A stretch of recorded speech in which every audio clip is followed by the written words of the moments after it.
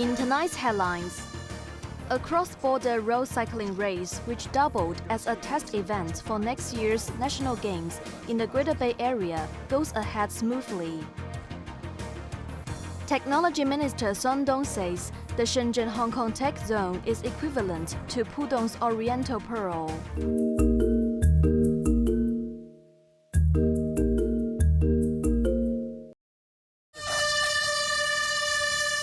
67 cyclists raced through Zhuhai, Macau, and Hong Kong today in a trial run for what will be the route of the cycling event during the 15th National Games, which will be held in the Greater Bay Area next year.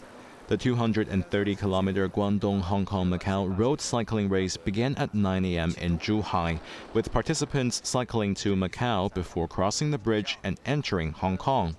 Following the North Lantau Highway and passing by Disneyland, the cyclists returned via the same route. After crossing the bridge, they entered Hengqin and finally returned to the Zhuhai Museum. Cheering crowds lined the route, adding to the excitement.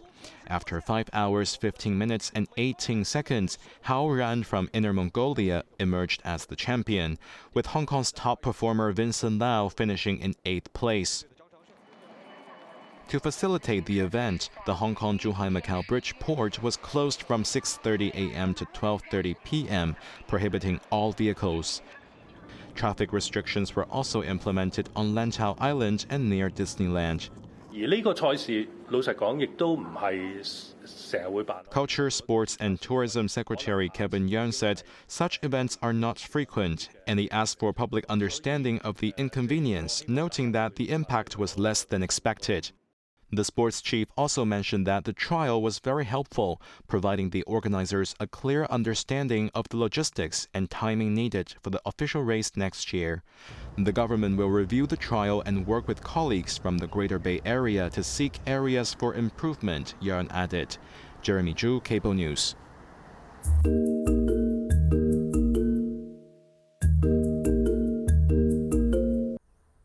With the successful conclusion of this year's Hong Kong Open, the Hong Kong Golf Club is confident it can deliver another exceptional event for the 15th National Games next year. Club captain Andy Kwok noted that the sports officials seemed impressed and satisfied with their visit to the course in Fun Lane. They conducted thorough inspections of everything from operations and personnel arrangements to course design, security and spectator logistics. I believe they're very satisfied with our capability to host the event, Kwok added. Kwok anticipates daily crowds of 1,000 to 2,000 spectators for the event. The course will feature special arrangements, with each of the 18 holes named after one of Hong Kong's districts, aiming to boost tourism through the event.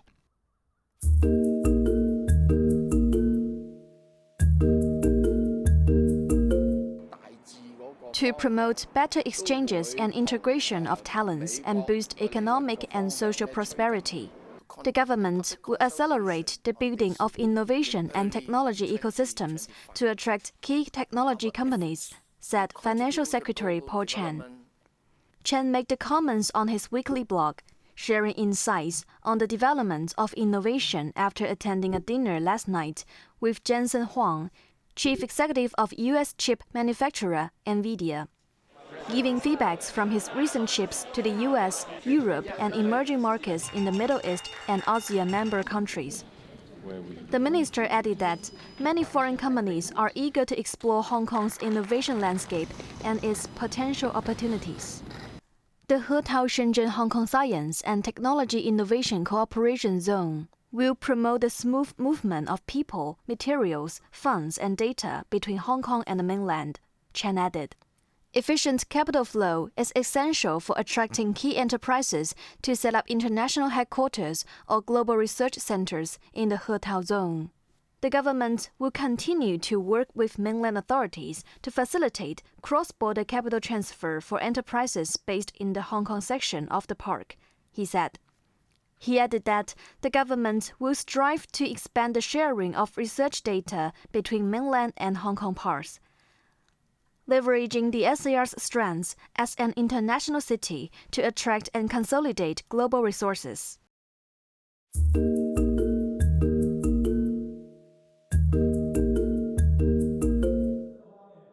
to transform the Hetao Cooperation Zone into a world-class industry, academia, and research platform. Government backing and an efficient market are necessary, said Industry Minister Sun Dong. 我们的核桃就相当于浦东的东方明珠，他们立刻就 Taking to the airways, Sun said the northern metropolis is like Shanghai's Pudong district, and the Hetao Shenzhen-Hong Kong Science and Technology Innovation Cooperation Zone is like the Oriental Pearl in Pudong. The park, which is spread over both sides of the border, is less than 4 square kilometers, so it has limitations for large-scale industrial development, but boasts a unique advantage due to its connection to Shenzhen and Hong Kong, Sun said. His comments came after officials unveiled the development outline for the SAR section of the technology park last week. The revised first phase of the development now covers twice the gross floor area compared to the original scheme. 实际上资金也是很缺的。 Addressing funding challenges, Sun acknowledged that while Hong Kong is a financial center, it still struggles with a lack of robust investment culture compared to neighboring regions in recent years. The first batch of 3 buildings in Phase 1 on the Hong Kong side of the park will commence operation by the end of the year, while Phase 2 is still in the planning stages. Proposed footbridges across the Shenzhen River could facilitate daily cross-boundary travel and smooth exchanges among tech personnel.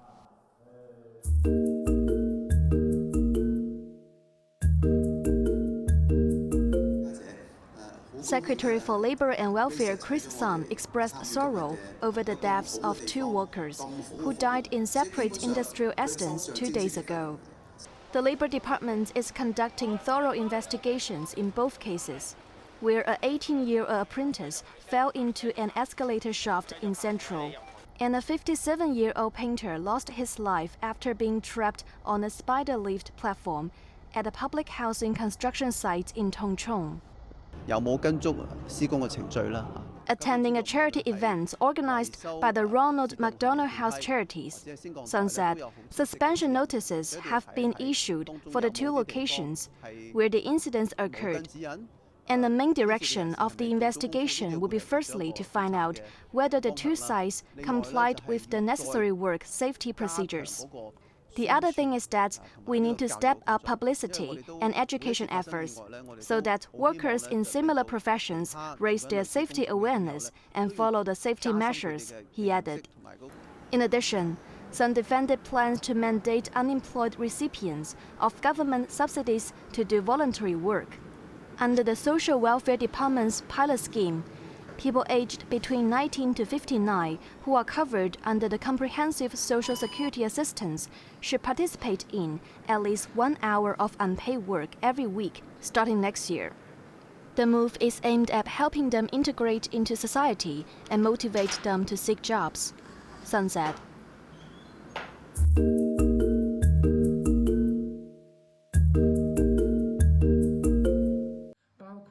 A recent survey by the Hong Kong Federation of Youth Groups revealed a cautious outlook among young people regarding the city's economic future. Conducted over the last 2 months, the survey gathered insights from 600 individuals aged 18 to 34. Only 40% expressed confidence in a positive economic outlook. On a scale from 1 to 10, the average rating was 5.95, indicating moderate optimism for the next 3 years. Concerns were revealed, with 60% fearing challenges like salary cuts and outdated skills. Despite these possible setbacks, 84% of youngsters want to make their careers in Hong Kong. Additionally, nearly 80% believe the government should prioritize economic revitalization, and more than 85% respondents emphasized the importance of nurturing local talent as a key driver of the SAR's economic growth.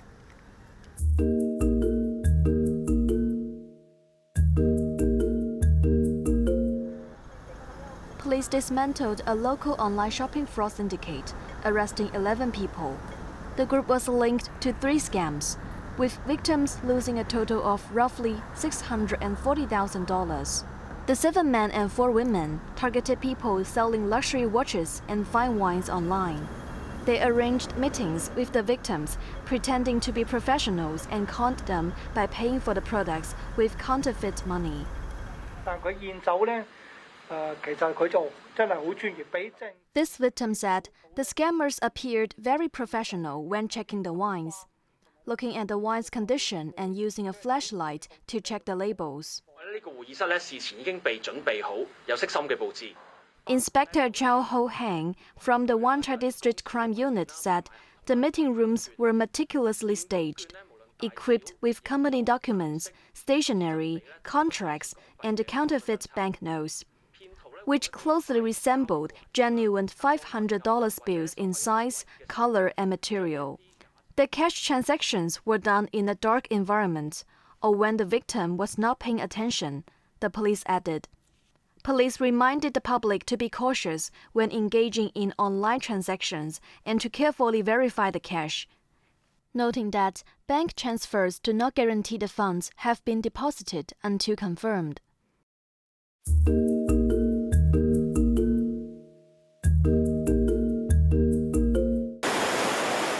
A severe storm has unleashed unsettled weather across the United Kingdom, leaving thousands without power, disrupting transport, and prompting multiple flood warnings.